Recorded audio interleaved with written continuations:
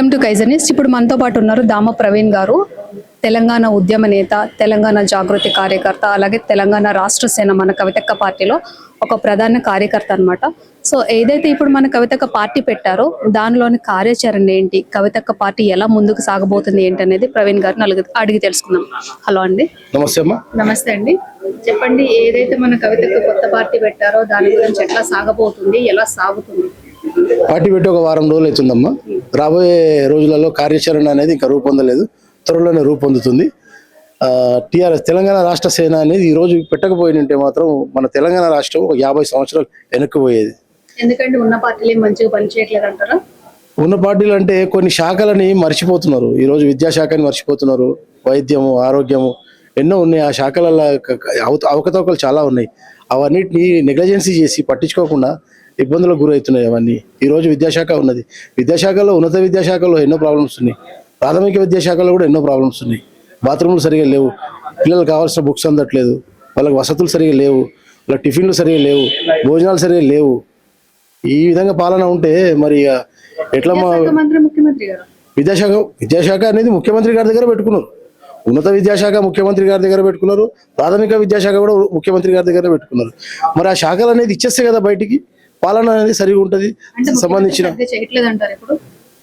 ముఖ్యమంత్రి అంటే దీనికి దర్పణం అమ్మ.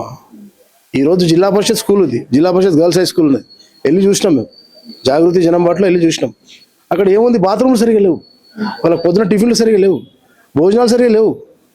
రోజు పప్పుచారన్నం పెడుతున్నారు అంకుల్ అంటారు. మరి రోజు పప్పుచారన్నం పాలకులను తినమని చెప్పండి, తింటారా? వాళ్ళు తినలేరు. అదేవిధంగా గ్రూప్ 1 గ్రూప్ 2 ఎగ్జామ్స్ 2022లో అనౌన్స్ చేసారు. తర్వాత ఇంతవరకు గ్రూప్ 1 గ్రూప్ 2 అనేది నోటిఫికేషన్ ఇవ్వలేదు. 2 లక్షల ఉద్యోగాలు భర్తీ చేయాలా, చేయట్లేదు. వైద్య శాఖలో పర్మనెంట్ ఉద్యోగాలు ఇంతవరకు పర్మనెంట్ చేయట్లేదు, వాళ్ళకి ఎగ్జామ్స్ పెట్టట్లేదు. వైద్య శాఖలో చాలా ఖాళీలు ఉన్నాయి, ఎందుకు భర్తీ చేయట్లేదు అని అడుగుతున్నాం. ఈ రోజు చేసుకుంటూ వస్తున్నాం, 1 by 1 చేసుకుంటూ వస్తున్నామని చెప్తున్నారు కదా ముఖ్యమంత్రి. ఆల్రెడీ మేము 2 లక్షల ఉద్యోగాలు ఇచ్చామని చెప్పేసి మన డిప్యూటీ సీఎం చెప్పారు.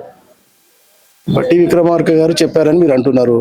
మరి హాస్పిటల్లో, వైద్యశాలలో వెళ్ళి అడిగితే కాంట్రాక్ట్ పద్ధతిలో ఉన్న వాళ్ళనే ఇంకా పర్మనెంట్ చేయలేదు. మరి ఉద్యోగాలు అనేది ఎక్కడికి వెళ్ళి భర్తీ చేస్తారమ్మా? నోటిఫికేషనే లేదు అసలు. వైద్య ఆరోగ్య శాఖలో నోటిఫికేషన్ ఇవ్వలేదు. డాక్టర్లు లేరు, అనస్థిషియాలు లేరు, ఐఎన్టీ వాళ్ళు లేరు, చర్మ వ్యాధి నిపుణులు లేరు, చాలామంది లేరు. ఏంది అంటే సార్ లేరు, ఇక్కడ గాంధీకి పోవాలా మీరు, లేదంటే ఓయికి పోవాలా. స్పెషలిస్టులు అనేది ఉండాలి వైద్య శాఖలో, కంపల్సరీ అన్ని స్పెషలిస్టులు ఉండాలి. అవి లేవు. ఆపరేషన్ థియేటర్లో కొన్ని ఎక్విప్మెంట్స్ లేవు, పాడైపోయిన ఎక్విప్మెంట్స్ ఉన్నాయి. ఎప్పుడో వైఎస్ రాజశేఖర్ రెడ్డి ఆరోగ్యశ్రీ పెట్టినప్పుడు అప్పుడు ఇప్పించిన ఎక్విప్మెంట్స్, అప్పుడు ఇప్పించిన సామాగ్రిని ఆపరేషన్ థియేటర్లో ఇంకా నడుస్తున్నాయి. అవి చేంజ్ చేయట్లేదు. ఎంఆర్ఐ స్కానింగ్ ప్రాబ్లం, ఇవన్నీ చాలా ఉన్నాయమ్మా. వైద్య శాఖలో చాలా ఉన్నాయి. వీటన్నిటిని అధిగమించడానికి మా కవితమ్మ గారు టీఆర్ఎస్ తెలంగాణ రాష్ట్ర సమితి అనేది, తెలంగాణ రాష్ట్ర సేన అనేది మా కవితమ్మ గారు పెట్టడం జరిగింది. వీటన్నిటికీ దర్పణంగా మా కవితమ్మ గారు ముందుకు ఎలా తీసుకుపోవాలా ఏంటి అనేది విద్యా, వైద్య, ఆరోగ్య శాఖకు చాలా పెద్దపీట వేస్తారమ్మా. ఇది రాబోయే రోజులలో చూస్తారు మీరు అందరూ. అంటే ఇప్పుడు తమిళనాడులో మన అమ్మ జయలలిత గారు ఎలాగో, తమిళనాడులో జయలలిత గారు ఎలాగో తమిళనాడుకి అమ్మ అయిందో, తెలంగాణకు అమ్మ కవితక్క కాబోతుంది అంటారా? తప్పకుండా అమ్మా, 100%. 100%.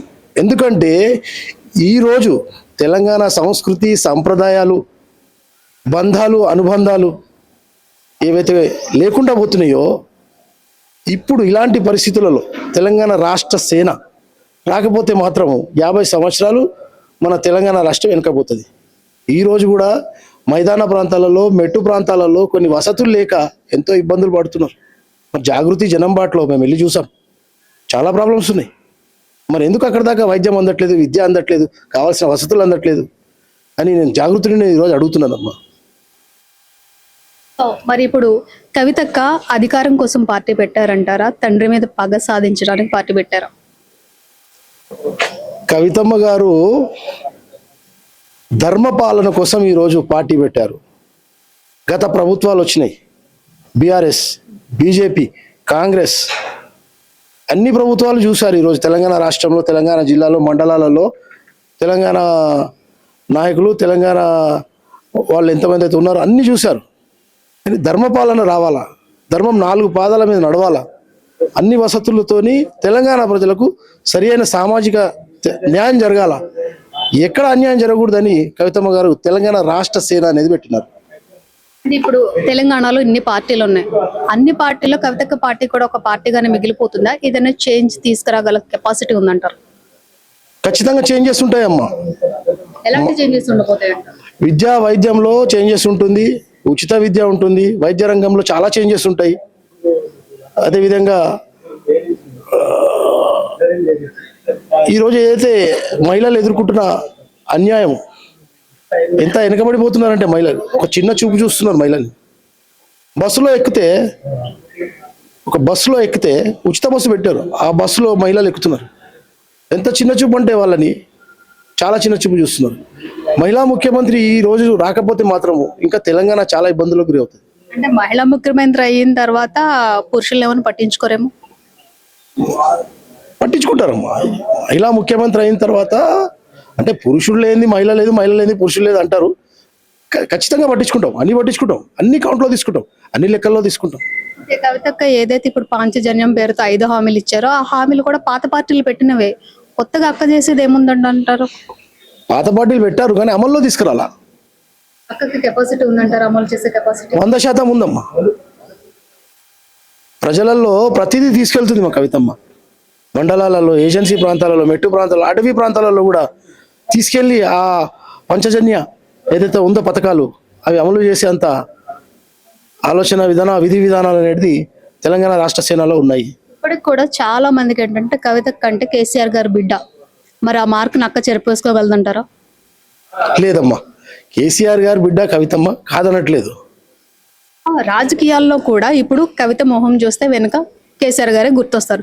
రాజకీయాల్లో ఇప్పుడు కేసీఆర్ గారి మొహం గుర్తొస్తే కేసీఆర్ గారి కంటే ఒక పార్టీ ఉంది కదా, మరి ఆ పార్టీని దాటుకొని కవితక్క గారి పార్టీ నెగ్గుకు రాగలదా?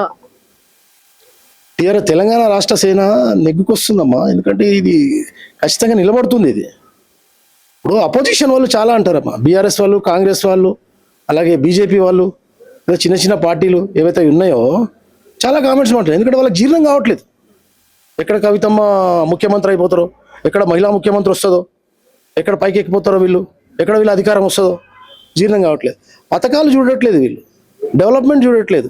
తెలంగాణ రాష్ట్రము 33 జిల్లాలతో కూడుకున్న రాష్ట్రము ఏ విధంగా దాన్ని డెవలప్ చేయాలా, ఎట్లా ముందుకు తీసుకుపోవాలా, భారతదేశంలో ఒక ప్రత్యేక గుర్తింపు తెలంగాణ రాష్ట్ర సేనకి ఎలా ఉండాలా, తెలంగాణ రాష్ట్రం ఎట్లా ముందుకు ఉండాలి, ఏ విధంగా కనపడాలా ప్రపంచ పటంలో అనేది అపోజిషన్ పార్టీ వాళ్ళకి తెలియట్లేదు. ఆలోచన విధానం కూడా రావట్లేదు. అదేవిధంగా ఈరోజు భారతదేశంలో ప్రతి రాష్ట్రం, మహారాష్ట్ర, ఛత్తీస్గఢ్, రాయగఢ్, ఢిల్లీ, కలకత్తా, ముంబై, వెస్ట్ బెంగాల్, ఒడిస్సా, ప్రతి ముఖ్యమంత్రులు, అన్ని ముఖ్యమంత్రులు ఈరోజు మా కవితమ్మ గారి దిక్కు చూస్తున్నారు. అట్లాగే ప్రపంచంలో ఎన్ఆర్ఐలు కూడా చూస్తున్నారు.